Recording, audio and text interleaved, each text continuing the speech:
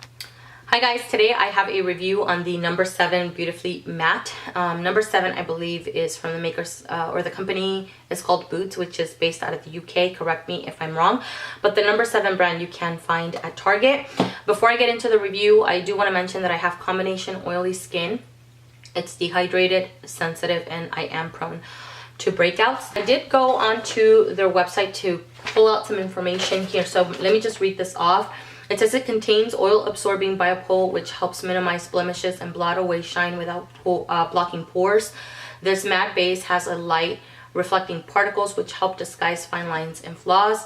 And it also contains watermelon and cucumber extracts for soothing and to cool your skin. It's formulated to be non-pore blocking and hypoallergenic. So let me just touch base really quickly on some of those things. I didn't really feel like it minimized my pores. I have it on today and I don't really feel like it does that. As far as the light reflecting to disguise fine lines, I don't have fine lines in this particular area. My T-zone is the only area that I put it on, and I don't really feel like it really does anything for me. So, but when it comes to the pore blocking, it does not block my pores or anything like that, which I love. And what was really important to me is I was really concerned of having a reaction because I have sensitive skin. Something this intense can sometimes cause a reaction. I didn't get a reaction from it, which was amazing, so I was really happy about that. The recommended use on the website, on their website, is to moisturize before applying, and I think that's very, very important. And I'm talking about prepping your skin. Even if you have combo oily, if you have really oily skin, I think it's important for you to moisturize as much as you can. Let the moisturizer really sink into your skin before applying something like this, because this right here sucks all the moisture out. So if you're not doing any of that, it's really not going to make your foundation look really great on your skin. It's going to look kind of crappy. They recommend that you smooth it. You can smooth it on alone, or you can put it underneath foundation. That's on the their website, but on Ulta's website there's a couple other tips. They do recommend patting the product onto your skin.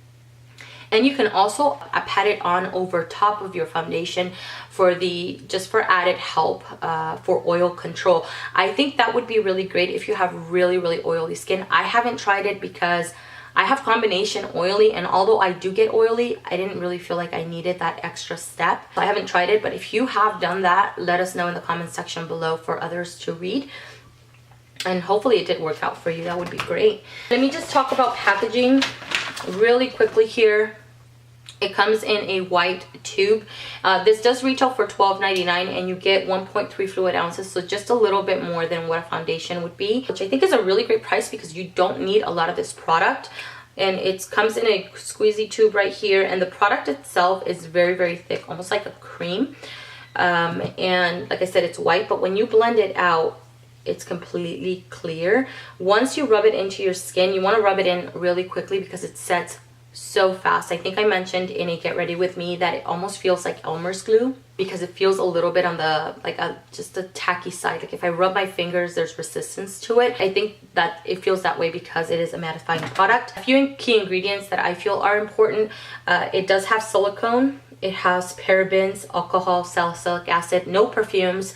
I think the scent that's coming off of this is very mild, but I think it's because of all of the preservatives that are in there. And it does have an ingredient in there, which I cannot pronounce, but it does have an ingredient in there that is meant to be resistant to humidity, which I feel is very important, and that's what's helping with the oil control. A couple of foundations that I want to mention that I did use it with, and some worked better than others. The first one, and it's the one that I have it on with today, is the Maybelline Matte and Poreless. And although this particular foundation right here is matte, it's not an overly matte foundation where it's like it's just sucking everything out. So I think the combo of these two was really great because this helps to mattify a little bit, but it's not an overly drying foundation. I think it looks great on the skin. I felt that it prolonged this foundation just for like 2 to 3 hours more, which was really great.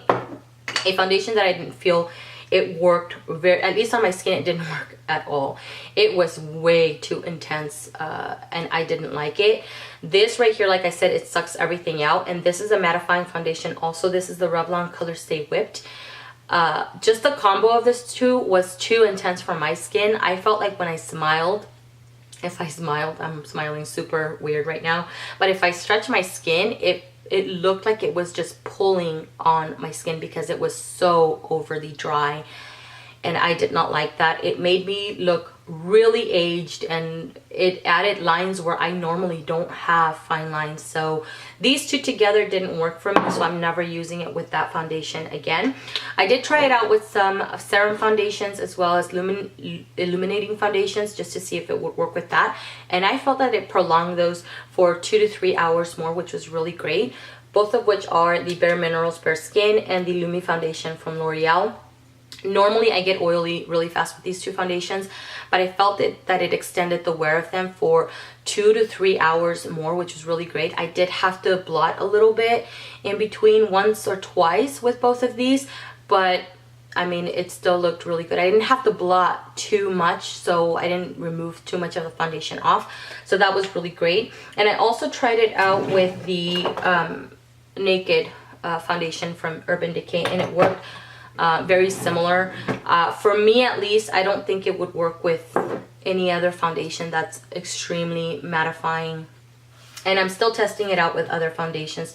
I think it's just playing around with it and seeing what it works with and what it doesn't. Another thing that I want to mention about this primer, for me at least, I cannot use it for an entire week straight. I do have to skip 1 or 2 days in between usage because using it for an entire week straight was a little bit too intense for me, and it was a little bit too drying. But once I skipped 1 or 2 days, it worked perfectly fine.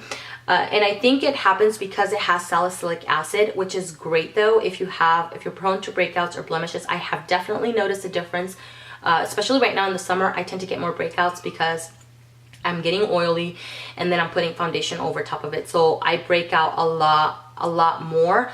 I've noticed that has not been happening as much. I did have a breakout right over here, but I think that was more hormonal than anything. And when using this, I feel like my blemishes they go away a lot faster. So I really loved it for that. That was really great. That's everything, guys. I hope you found this review helpful, and I will see you guys in the next one. Bye.